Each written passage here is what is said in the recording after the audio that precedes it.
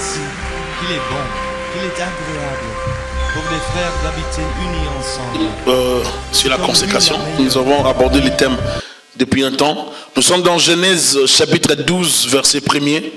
Genèse 12, verset 1. Genèse 12, verset 1.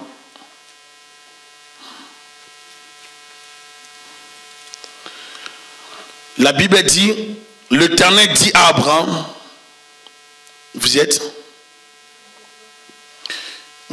Va-t'en de ton pays, de ta patrie et de la maison de ton père, dans le pays que je te montrerai. Genèse 13, verset 9. J'aimerais que vous puissiez lire avec moi, ou que vous lisiez avec moi. Genèse 13, verset 9. 1, 2, 3. Tous les pays n'est-il pas devant toi? Sépare-toi donc de moi. Si tu vas à gauche, j'irai à droite. Si tu vas à droite, j'irai. Amen. Dieu a appelé Abraham. Il a appelé Abraham de sortir de la famille, de son père, de sa patrie, d'aller dans un lieu qu'il ne connaissait pas. C'est Dieu qui a commencé la séparation ici, entre Abraham et sa famille. C'est Dieu qui commence la séparation. Les choses de Dieu sont des fois compliquées.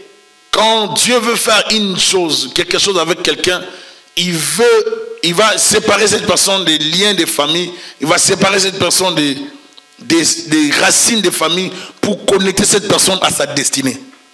Et la consécration, c'est aussi une séparation.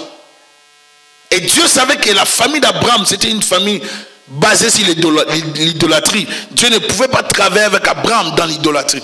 Il fallait séparer Abraham de l'idolâtrie pour libérer Abraham de la destinée de sa famille dans les pays durs. Alors il fallait connecter Abraham dans sa destinée. D'où il fallait les séparer. L'Éternel dit à Abraham, va-t'en de ton pays, de ta patrie, de la maison et de la maison de ton père. Dieu précise de ton pays, de ta patrie et de la maison de ton père. Dans le pays que je te montrerai. C'est-à-dire, je ne te précise pas encore. Il n'y a pas la précision dans la séparation ou dans l'orientation. Mais Abraham devait accepter d'abord de se séparer et puis de connaître la suite après. C'était difficile pour Abraham, mais Abraham a accepté. C'est difficile pour lui. Il a accepté la direction de Dieu. Je vois peut-être son père, sa famille, les supplier ou lui dire de ne pas s'en aller. Mais il a accepté de s'en aller. Pourquoi? Parce qu'il voyait autre chose. Il acceptait la volonté de Dieu. Et là, il arrive quelque part, il avait amené son neveu. Il y a eu un peu incompréhension entre les bergers et les serviteurs. Alors, Abraham va se rendre encore compte. Vous savez bien aimé, vous ne pouvez pas faire votre vie évoluer avec une personne qui n'est pas liée à votre destinée. Cette personne va constituer un poids, un blocage. Vous devez vous en débarrasser ou vous devez vous séparer. Amen. Si Abraham restait avec sa famille, Abraham n'allait pas vivre les plans de Dieu. Alors Abraham devait sortir. Mais il sort, il prend sa famille et il l'amène avec. C'est-à-dire, il prend l'autre. L'autre qui fait partie de sa famille ne devait pas partir avec Abraham. Abraham devait partir seul avec sa femme. Amen. Abraham devait faire sa vie avec ses serviteurs. Bâtir sa vie, son histoire. Mais Abraham, dans les soucis familiales, il prend le neveu. Donc il amène un problème. Ils ne vont pas faire long chemin. Les problèmes déjà vont commencer à s'intensifier. D'où il y aura séparation. Dieu va inspirer Abraham de faire la séparation. Et vous allez voir ici, ce n'est que lorsqu'Abraham va se séparer de l'autre que Dieu va lui parler. Dieu ne lui parlait plus. Parce que la présence de l'autre empêchait Dieu de parler. Certaines révélations de Dieu ne pourront jamais venir vers vous si vous êtes connecté à de mauvaises personnes ou des chasseurs d'étoiles. Parce que Dieu ne peut pas vous donner d'autres connaissances, d'autres éléments de votre vie, de peur que certaines personnes les volent. C'est pour ça que des fois Dieu permet certaines séparations. Vous pouvez vous soucier de perdre une connaissance, une relation. Peut-être dans le plan de Dieu, c'est mieux de les perdre. Certaines séparations sont bénéfiques pour nos vies. Parce que lorsque nous le maintenons, nous perdons aussi notre destinée. Vous pouvez perdre toute votre destinée à cause d'une relation, à cause des sentiments. Si Abraham ne tenait qu'aux sentiments, il allait rester avec l'autre. Mais comme c'était un homme choisi par Dieu, qui avait l'appel de Dieu, qui avait l'oreille spirituelle, Abraham, il ne faut pas oublier qu'Abraham était prophète. Amen. Le premier prophète dans la Bible qu'on appelle prophète, c'est Abraham. Bien qu'il n'a pas exercé l'office prophétique comme Moïse. C'est Moïse qui est venu ouvrir vraiment la grande porte prophétique. Mais Abraham était aussi prophète. On va l'appeler prophète lorsqu'on va prendre sa femme, tout ça. Et Dieu va intervenir par là pour parler qu'Abraham était prophète. Il est mon serviteur, le prophète.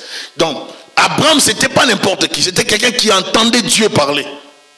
C'était quelqu'un qui communiquait avec, qui parlait avec Dieu. Il ne pouvait pas, à un certain niveau d'appel, à un certain degré de votre mission, Dieu va vous donner aussi des exigences qui iront par rapport à votre appel. Par rapport à votre niveau, par rapport à votre destinée, par rapport à votre avenir, Dieu va vous donner des exigences qui vont coopérer, qui iront de pair avec votre niveau, avec votre appel. Sinon, vous n'atteindrez pas votre destinée. Tu ne pourras pas atteindre ta destinée si tu marches tout le temps où tu vis dans la compagnie de mauvaises personnes, si tu vis avec l'autre, si tu vis avec des gens qui vont te créer la discorde comme l'autre, qui vont te créer des soucis. Tu ne pourras pas garder la paix avec le Seigneur. Tu ne pourras pas garder une bonne relation avec le Seigneur. Il faut qu'il y ait séparation. Amen. Et Dieu a permis cela. Il lui dit, si tu pars à gauche, moi j'irai à droite. Si tu vas à droite, ben j'irai à gauche. Il faut qu'il y ait une séparation. À un certain niveau de la vie, il faut se séparer de certaines personnes. L'enfant peut rester chez ses parents, mais à un certain âge, l'enfant doit sortir. Si l'enfant reste chez les parents, c'est que cet enfant n'a pas grandi et il a un problème sérieux. Ça va atteindre mon âge, mais vous êtes toujours chez votre père. Vous réveillez les matins, vous attendez qu'on vous donne le petit déjeuner, puis vous demandez les transports. Vous êtes vraiment dépendant. Je pense que même les parents auront du mal à digérer ça. Amen. Aucun parent ne va tolérer ça. Il peut y arriver qu'on ait un souci ou j'ai un problème. Là, tu peux retourner chez tes parents. S'il y a un problème, on peut comprendre. Mais ce sont des choses, on ne peut plus retourner, n'est-ce pas? Parce qu'on a atteint un certain âge. Amen. À un certain âge, l'enfant est appelé à sortir de la maison de ses parents. Et en Occident, nous le voyons même à 19 ans. Les enfants, 18 ans, ils sortent, ils prennent des appartements. Et les parents, s'ils veulent réussir avec leurs enfants, ils doivent les éduquer avant cet âge-là. Ils doivent s'imposer avant cet âge. De peur de les perdre. De les perdre à 18, 19 ans, 20 ans. Donc il faut qu'il y ait séparation. Tu ne peux pas vivre avec tout le monde. Tu ne peux pas vivre avec des gens qui sont dans l'impureté. Tu ne peux pas composer avec tout le monde. Tu dois te séparer. Si tu ne te sépares pas de mauvaises personnes, tu détruiras ton avenir. Tu dois apprendre à te séparer. Tu n'atteindras jamais les niveaux auquel Dieu t'a destiné si tu ne fais pas les efforts de la séparation. La séparation fait toujours mal. Ça peut te faire du mal de te séparer. Mais si tu n'apprends pas à te séparer, tu vas mourir. Les anges sont arrivés chez Lot, l'homme de la séparation. On arrive chez Lot, on force Lot à sortir. Lot avait du mal à sortir d'un endroit où il y avait les péchés. Ils arrivent en chemin, sa femme, dans les soucis du monde. Dans les soucis, un lieu où il y avait l'impureté, mais la femme, au lieu de retenir l'exigence, l'ordre, la recommandation, de ne pas regarder en arrière. Mais les soucis, tu te sépares, tu tournes les dos, tu fonces. Quand tu te sépares, tu ne retournes plus dans les péchés. Alléluia. Mais cette femme va regarder. Parce qu'il y avait un regret quelque part. Il y a des gens qui suivent le Seigneur, qui sont en même temps dans le monde. Ils veulent Jésus-Christ, ils veulent aussi les choses du monde. Ils veulent les miracles, mais ils ne savent pas qu'ils doivent laisser avec l'impudicité pour avoir les miracles. On veut un Dieu qui donne l'intelligence, mais on ne veut pas le laisser avec la drogue, on ne veut pas le laisser avec les boîtes de nuit. On veut un Dieu qui bénit par le mariage. On ne laisse pas avec la mauvaise vie. Il y a des choses qu'il faut faire et des choses qu'il ne faut pas faire. Si tu ne fais pas ce que la Bible demande de faire, Dieu ne fera pas ce qu'il te promet dans la Bible de faire. Il ne le fera pas. Tu dois faire des efforts pour atteindre la volonté de Dieu. La Bible dit, aujourd'hui nous sommes maintenant héritiers des promesses. Nous qui autrefois nous étions des étrangers aux promesses de l'Alliance. Maintenant en Jésus-Christ nous sommes bénéficiaires de ces promesses. Nous ne pouvons plus nous comporter n'importe comment. Il faut qu'il y ait une séparation. Alléluia. Israël doit sortir de l'Égypte pour qu'il y ait une séparation. Tant qu'il y aura un mélange, Dieu ne va pas supporter ça. Et si nous ne gardons pas la pureté relationnelle, Dieu ne pourra pas travailler.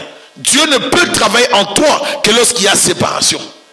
Un homme de Dieu s'est plaigné de sa situation. Il s'appelait Jérémie. Pourquoi ma douleur? Pourquoi ma souffrance? Pourquoi ça? Pourquoi ça? Pourquoi ça? Dieu lui dit, si tu sépares ce qui est vil de ce qui est précieux, tu dois séparer. Dis séparer. Tu dois apprendre, ma soeur, mon frère, à séparer. Toi-même, quand tu fais des choses, même quand tu parles, quand tu es en relation avec des gens, est-ce que tu sépares? Est-ce que tu analyses qu'il faut séparer? Quelqu'un va t'amener comme ça. Toi, tu viens de prier 2 heures du temps, 3 heures, 4 heures du temps de prière. Une personne vient t'amener comme ça. Tu vois, comme là, il y a telle sœur, elle a fait ça. Tel autre frère, il a fait ça. Vous commencez à critiquer, mais toi, tu viens de passer des heures dans la prière. C'est pas le temps d'une telle relation. C'est une relation qui vient combattre ta vie de prière. Cette relation combat ta vie de prière. Ça combat ta sainteté. Ce que Dieu veut, c'est votre sanctification. Dieu ne veut pas le péché. Dieu veut notre sanctification. Et pour se sanctifier, il faut aussi éviter de parler, de dire n'importe quoi. Il faut éviter de passer du temps dans des causeries qui ne vont pas aboutir, qui ne vont pas amener quelque part. En tant qu'enfant de Dieu, je dois veiller sur moi. Tu dois veiller sur toi-même. Nous devons veiller sur notre conduite. La conduite d'un enfant de Dieu, ce n'est pas seulement de parler en langue. J'insiste sur ça. Le chrétien, ce n'est pas seulement celui qui parle ou bien qui vient le dimanche bien habillé, bien coiffé. Ce n'est pas ça le chrétien. Le chrétien, c'est celui qui se comporte correctement. Partout. À l'école, il n'est pas dragueur. À l'école, elle n'est pas séductrice. Alléluia. Dites aussi amen les sœurs. Amen. On travaille la même chose. On sait qu'on est marié, on respecte sa femme ou son mari au travail. On garde des principes de vie. Un chrétien ne prêche pas seulement en parole, même par son attitude. Il prêche par les actes. Il prêche par son comportement.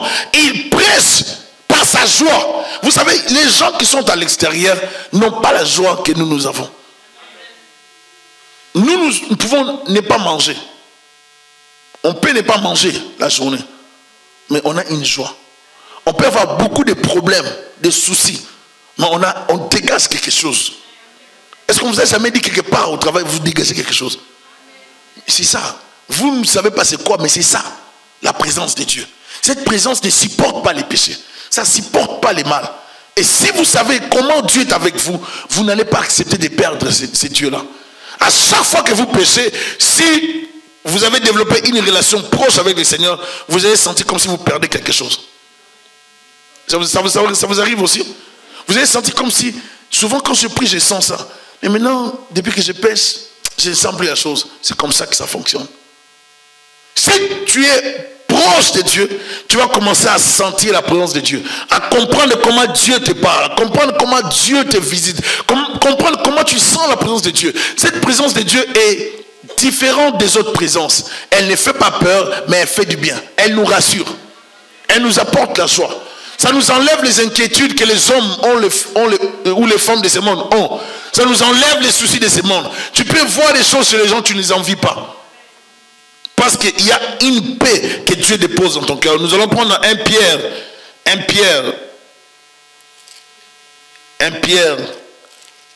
1, 18 à 19. La Bible dit ceci: vous savez que ce n'est pas par des choses périssables, par de l'argent ou de l'or, que vous avez été rachetés de la vaine manière. J'aimerais que vous puissiez voir ça. de la vaine manière de vivre que vous aviez hérité de vos pères, mais par les sangs précieux de Christ comme d'un agneau sans défaut et sans tache. Alléluia. J'aimerais maintenant que nous puissions relire ça à haute voix nous tous.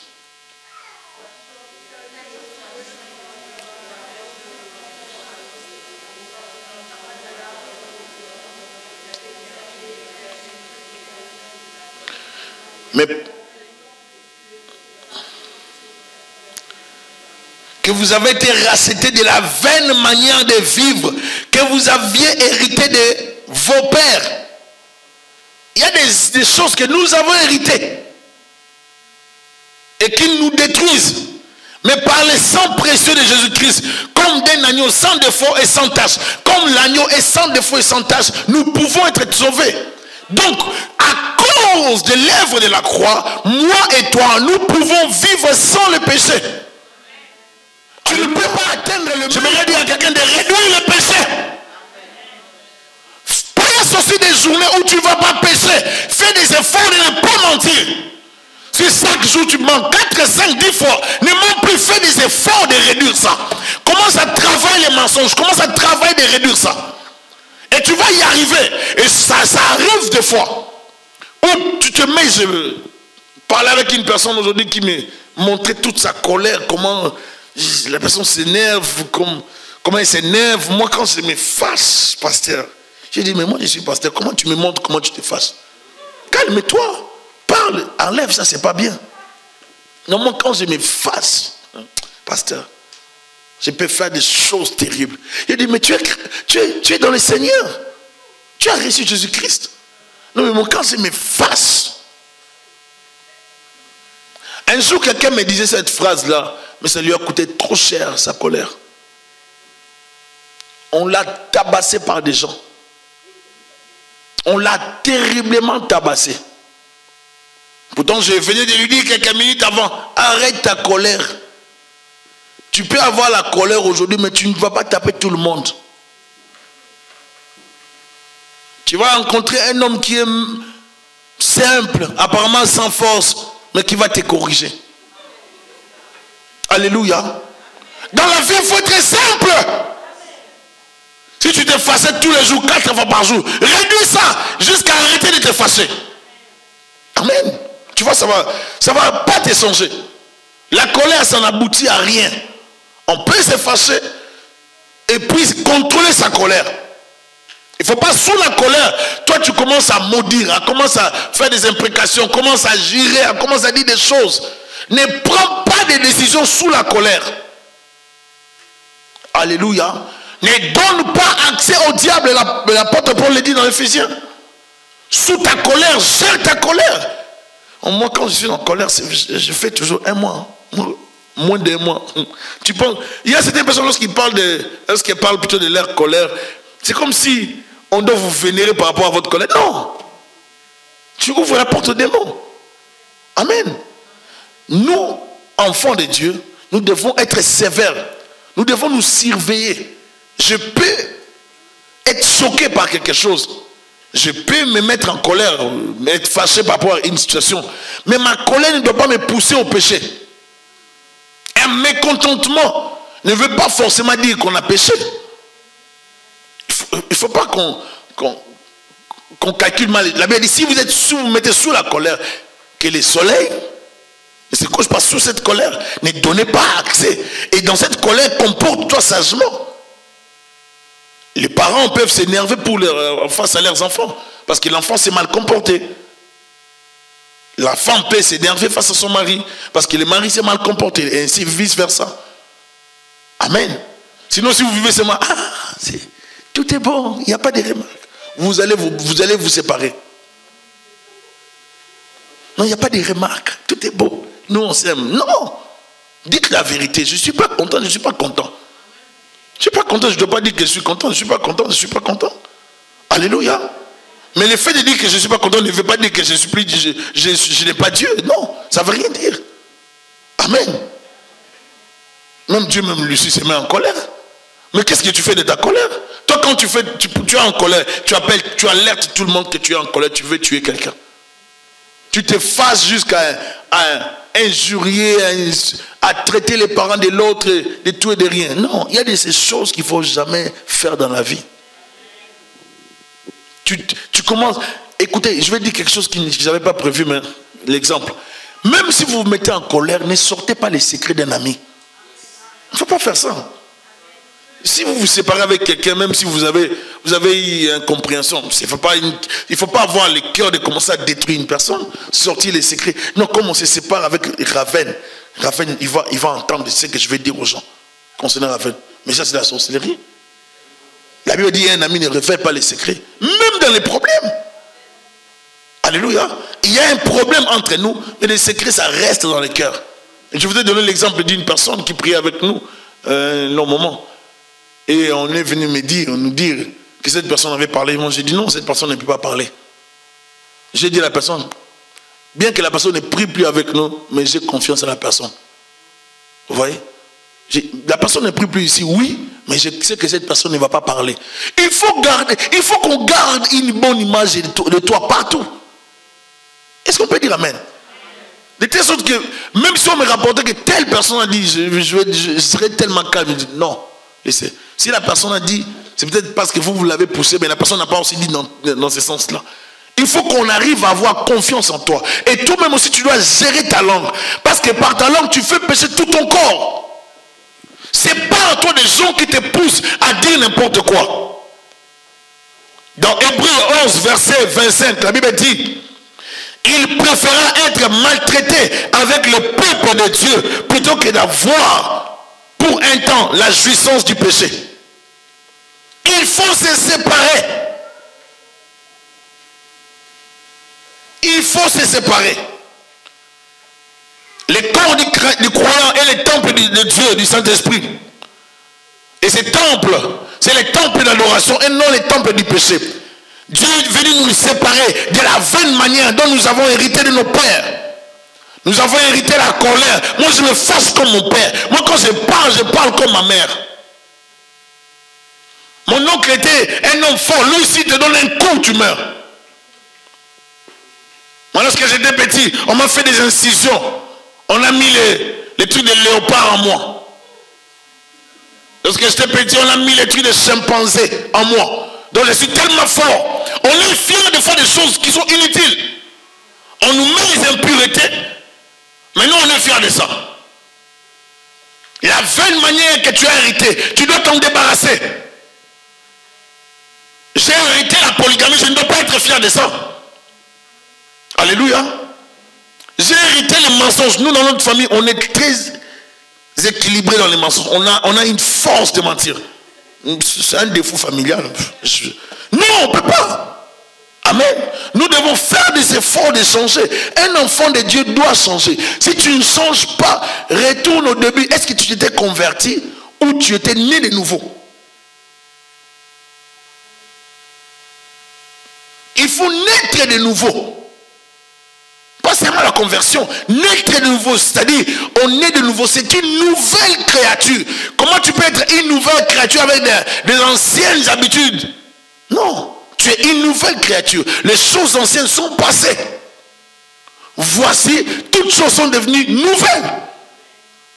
Je suis le temple de Dieu, mais j'aime la cigarette. Tout le temps avec la cigarette. Et lorsqu'on vous pose la question, on sort des versets hors contexte. La Bible dit restez dans votre état. Lorsque vous êtes venus dans le Seigneur, je dois rester comme ça. Non! Alléluia! Parce qu'il arrive des fois où nous défendons le péché. Seulement avec la Bible, avec les mêmes versets, les gens défendent les péchés. Un chrétien ne doit pas fumer. Un chrétien ne doit pas s'enivrer. Ou vous prenez de l'alcool, vous vous enivrez. Vous dites que Dieu est avec moi. Vous commencez à poser des questions. C'était comment le fait que Jésus avait changé? Quand vous voyez des gens trouver des excuses, chercher des arguments pour justifier un péché, Dieu n'est pas avec eux. Alléluia. Si tu commences par un verre, tu penses que tu vas t'arrêter là? Tu prendras les goûts. Vous êtes d'accord? Tu commences aujourd'hui dans les bars. Demain, tu vas te rappeler. Ah, c'était bon hier. J'ai pris seulement un verre. Tu vas aller demain, un verre. Le lendemain, tu verras un ami qui va te proposer un deuxième. Après, tu vas te retrouver enivré. Sortez du milieu d'eux. Séparez-vous, dit le Seigneur. Vous ne pouvez pas prendre le diable et Dieu le mettre ensemble. Si vous les mettez ensemble, c'est que vous n'êtes pas au service du Seigneur. Il faut qu'il y ait une séparation entre le peuple de Dieu et le peuple de Satan. Il faut qu'il y ait une séparation entre ceux-là qui servent Dieu et ceux-là qui ne le servent pas. Il faut qu'il y ait la séparation. Développer la pensée de la séparation. S'il n'y a pas de séparation, il y aura un retard spirituel. Et vous allez voir, plusieurs personnes ne grandissent pas. L'apôtre Paul va dire à Timothée de ne pas négliger les dons qui étaient en lui. De ne pas se sous-estimer. De ne pas se laisser écraser. De ne pas suivre tous ces gens qui critiquaient, qui quittaient l'église. Mais de travailler. Que tes progrès soient évidents aux yeux de tous. Progresse, Timothée. Va de l'avant, Timothée. La consécration va t'amener à la progression. Tu vas grandir avec la consécration.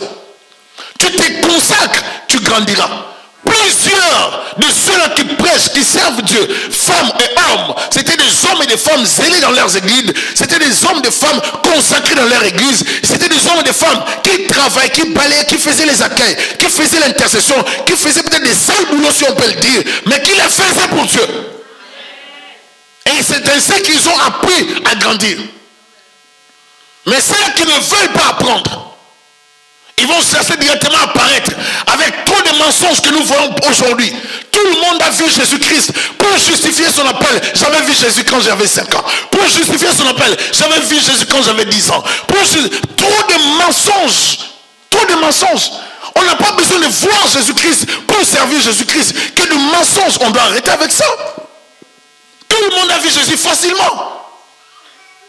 Facilement. Quand on voit Jésus-Christ, quelque chose doit changer. Tu ne peux pas me dire que tu as vu Jésus-Christ. Jésus-Christ, le Dieu de gloire, et tu restes dans la même vie. C'est impossible. Il y a trop de mensonges dans certaines prédications. Il y a trop de mensonges que je vois par-ci par-là.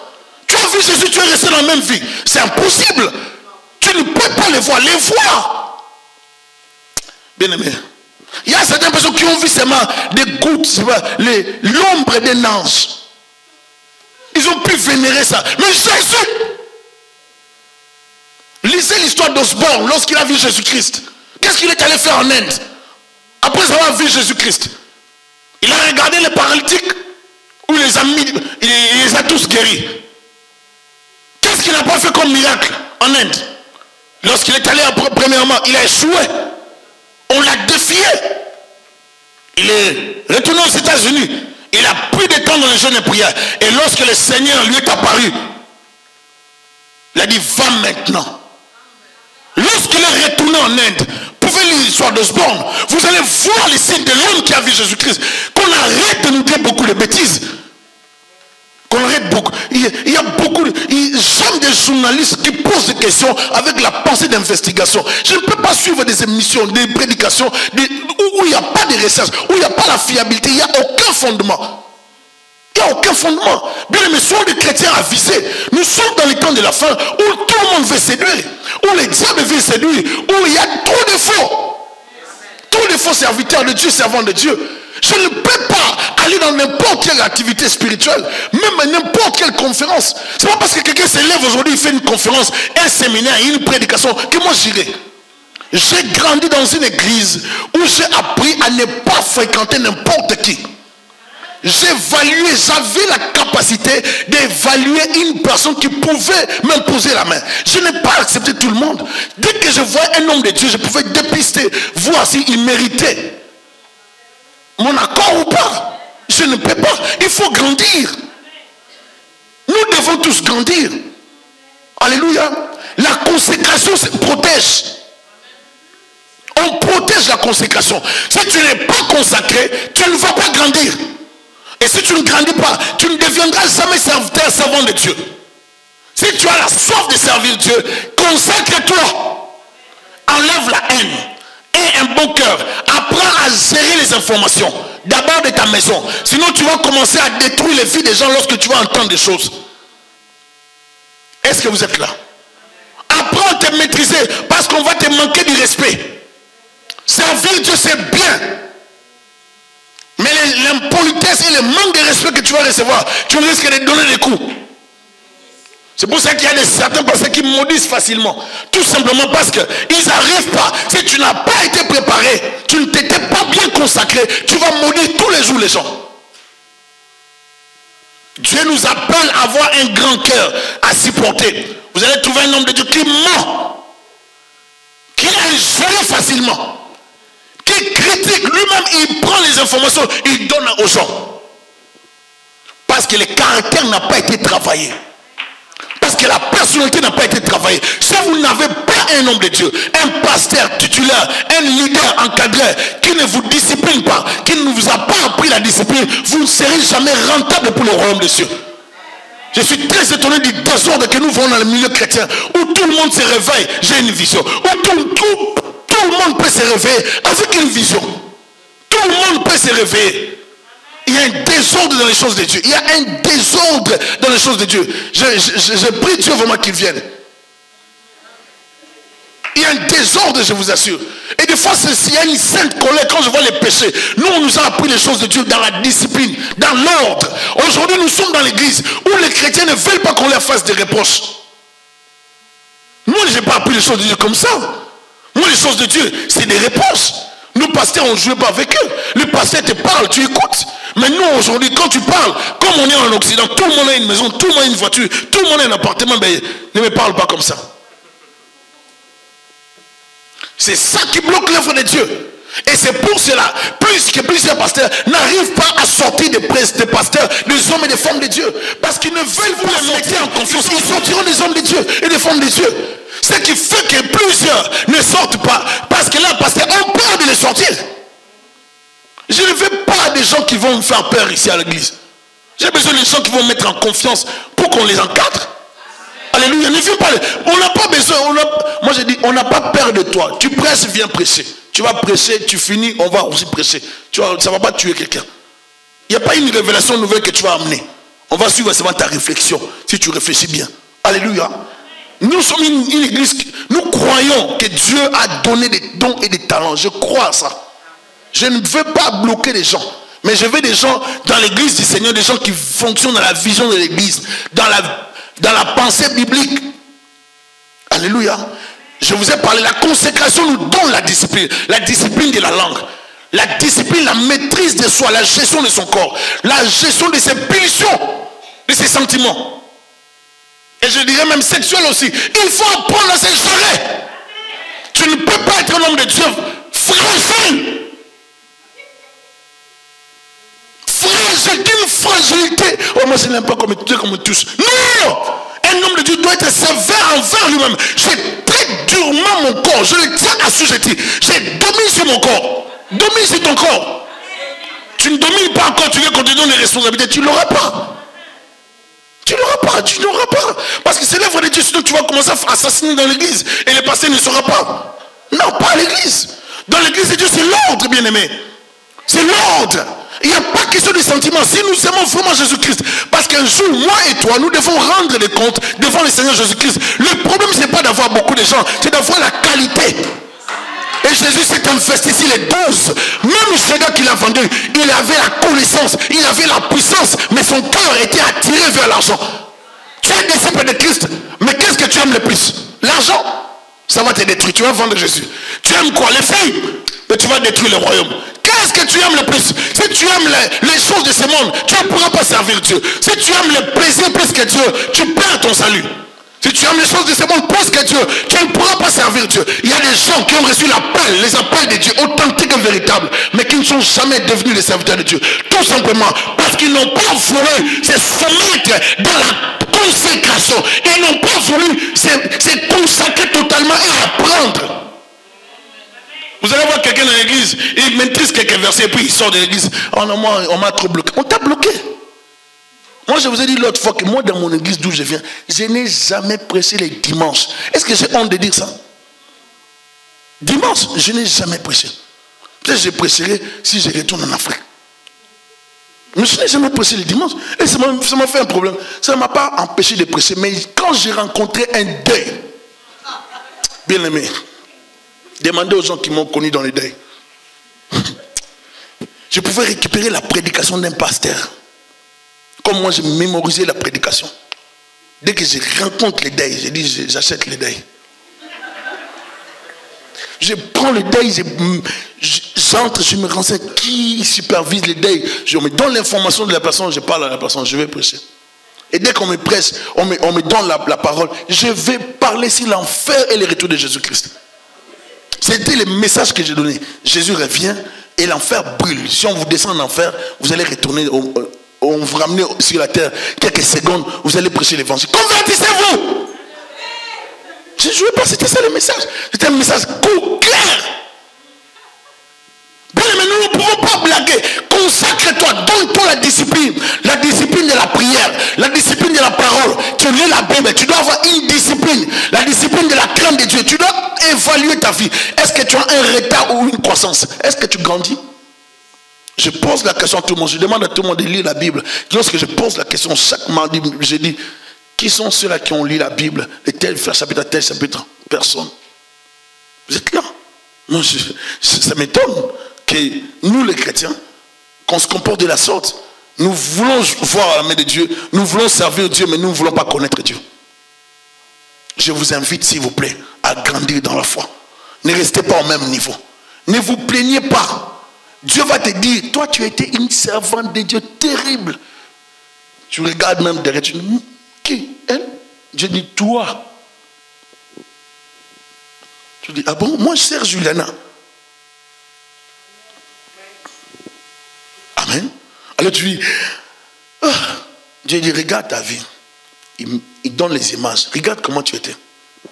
Tu te vois comment Dieu t'avait créé et ce que Dieu voulait faire avec toi. Tu commences à pleurer. Il dit, tu n'as pas vécu ça parce que tu n'as pas compris mon message pour toi. Plusieurs ont des appels, mais n'arriveront jamais au plan de Dieu parce qu'ils ne veulent pas se consacrer. Parce qu'ils ne sont pas consacrés. Parce qu'ils aiment trop le plaisir du monde, ayant l'apparence de la piété, mais régnant ce qui en fait la force. Ils aiment l'église par religion. Ils sont des religieux. Ils aiment l'église que les dimanches. Si vous êtes un chrétien de dimanche, vous ne produirez pas de résultats. Moi, je n'étais pas un chrétien de dimanche. En Afrique, on n'avait pas de coups de fil. Le pasteur ne nous appelait pas. Il n'y avait pas de coups de fil. Toi, mais tu as la conscience, je quitte l'université, je quitte l'école, je quitte, je ne sais pas où, notre lycée, je quitte, je sais pas, mon travail, je quitte tout ce que j'ai fait, je me dirige directement à l'église. Même en retard. Même en retard. Des fois, on arrive à l'église 15 minutes avant la fin de l'église. Mais j'aimerais voir mes frères. J'aimerais communier avec les bien-aimés de l'église. J'aimerais les voir. La communion fait grandir. La communion amène la crainte de Dieu. La communion te maintient dans la consécration. Vous ne voulez pas communier. Vous ne voulez pas venir. Vous te dire c'est le dimanche. Moi, j'ai un programme de beaucoup de choses. Mais tous les jours, tu suis les films. Chaque soir, tu suis les films. Chaque soir, tu suis les films. Ça, ce n'est pas un problème. Pour toi, l'église, c'est seulement les dimanches. La consécration, ça veut dire que tu t'es donné tout entier pour Jésus-Christ. Même la semaine. Dieu n'est pas seulement le Dieu des dimanches. Dans cette église, enlevez ça. Nous ne voulons pas de ça. Nous voulons des chrétiens qui sont là à l'église aux jours des cultes, aux jours des séminaires, aux jours des conférences, aux jours des activités. Les gens qui aiment l'église, les gens qui aiment leur Dieu, qui veulent grandir. J'aime des chrétiens consacrés qui posent des questions. Les chrétiens qui se posent des questions. Pasteur, j'ai médité, mais je n'ai pas compris ces versets. C'est ça des chrétiens que nous voulons dans l'église. Pas des chrétiens qui disent oui à tout. Mais Dieu là qui disent, pasteur, est-ce que tu peux m'expliquer ces versets? Je t'envoie les textos. Explique même demain. Si c'est des chrétiens comme ça, as-tu les soucis de Jésus-Christ? Est-ce que tu as les soucis de connaître Jésus-Christ? Quelqu'un t'avait prophétisé dans l'avenir. Tu avais rêvé. Tu sentais en toi que tu devais servir Dieu. Est-ce que tu es arrivé à servir Dieu? Est-ce que tu es serviteur, servant de Dieu? Les choses élémentaires qu'on te confie, tu ne veux même pas les faire. Mais tu veux seulement arriver dans des postes plus élevés dans les églises ou dans l'église. Lorsqu'on te dit, mon frère, tu vas arranger les chaises. Moi, arranger les chaises. Ah, ce sont des choses de femmes. Qui a dit ce sont des choses de femmes? Et s'il y a certaines choses que nous devons enlever qui viennent de l'Afrique, excusez-moi. Où l'homme ne va pas faire telle chose parce qu'il pense que c'est pour le faire. Dans l'église de Dieu, c'est pas ça. Frère, tu peux faire l'accueil, fais l'accueil. Amen. Je vous ai toujours donné l'exemple. J'ai prêché cette année, je vais faire peut-être 21 ans, au mois d'août. J'ai des prédications. Mais lorsque je suis arrivé, j'ai travaillé à l'église baptiste Mine. Lorsqu'on m'a demandé de faire l'accueil une fois, dans une activité, je n'ai pas fait l'accueil. J'ai fait l'accueil dans l'activité de l'évangélisation. J'étais là, j'ai donné la place aux gens. Est-ce que je n'étais pas prédicateur? J'avais l'église des rachetés, j'avais les rochers des vainqueurs. J'ai fait l'accueil. Je recevais les gens. Quand vous êtes humble, vous êtes humble. Si Dieu vous a brisé, vous êtes brisé. Et consacré, accepte le brisement de Dieu. Tu dois être brisé, taillé. Que Dieu enlève la saleté, l'orgueil inutile. Nous sommes rien. Nous n'avons de valeur qu'en Jésus-Christ. Nous sommes, même moi qui te parle, je n'ai pas d'essence sans Jésus-Christ. Nous n'avons de valeur qu'à partir de Jésus-Christ. Alors mettons-nous au travail pour Dieu. Soyons consacrés. Servons le Seigneur. Vivons loin de péché sexuel, loin de péché, loin de l'alcool, loin de toutes ces choses d'impudicité. Grandissons dans les choses de Dieu. Invitons-le d'être en retard spirituellement. Donne-toi la discipline. Sers à Dieu. Grandis. Abandonne le péché. Toi tu passes et tu viens toujours confesser. Toi tu passes mais tu ne vas pas confesser. Toi tu passes, tu les gardes toujours. Le péché entretenu va te tuer à petit feu. N'entretiens pas le péché. Ne garde pas le péché. Que le péché ne se couche pas devant ta porte. Marche dans la crainte de Dieu. Sanctifie ton corps, âme, esprit. Marche dans la sainteté. Éloigne-toi du péché. Consacre-toi au Seigneur dans la prière, dans la parole. Discipline-toi dans ton langage. Arrête de critiquer, de calomnier les gens. Dans cette église, nous ne voulons pas de ça. C'est la sémence du diable. Nous ne voulons pas de ça. Arrête de murmurer. Ici, tu as des remarques. Viens les faire poliment. On va les recevoir. Tu as des conseils, viens les donner. On n'a pas de problème. Mais fais-les de la bonne manière. Suis la procédure. Amen. Nous ne voulons pas des gens qui salissent leur esprit pour rien. Ne vivez pas comme ça. Marchons dans la crainte de Dieu. Que Dieu vous bénisse abondamment. On peut acclamer le Seigneur.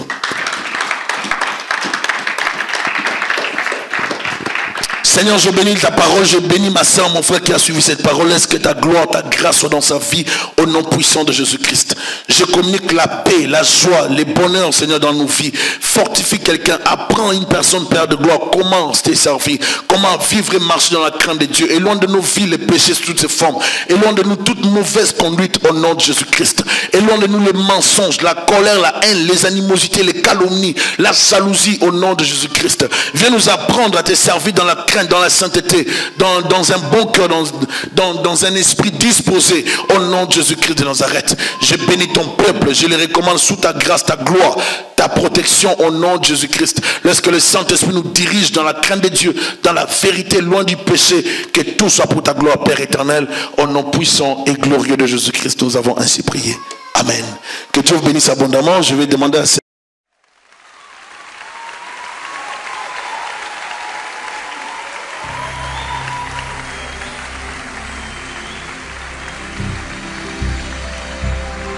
Voici qu'il est bon, qu'il est agréable pour les frères d'habiter unis ensemble. C'est comme l'huile la meilleure qui, répandue sur la tête, descend sur la barbe d'Aaron, qui descend sur le bord de ses vêtements. C'est comme la rosée de l'Hermon qui descend sur les montagnes de Sion. Car c'est là que l'Éternel donne la bénédiction, la vie pour l'éternité. Saint de notre Dieu, de l'infini des cieux, descend de son Seigneur sur nous. Le flanc de son amour, que tant de paix en tout, de bienveillance et de grâce envers nous.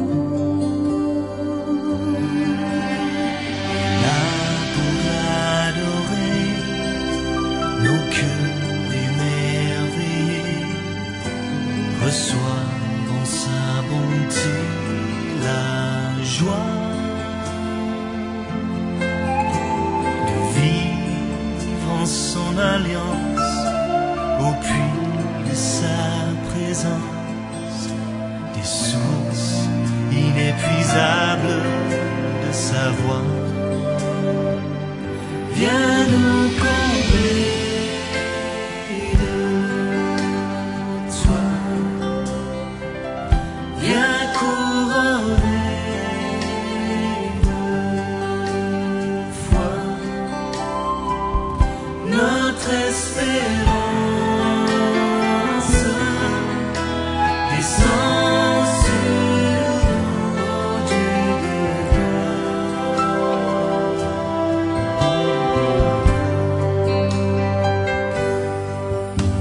Viens partager ta vie qu'au chant de ton esprit, nos cœurs répondent aussitôt. parle et qu'il s'épanche, qu'il s'ouvre et qu'il se penche sur les eaux immuables du pardon. Tous ensemble ainsi, devant toi réunis, nous recevions cette huile sainte.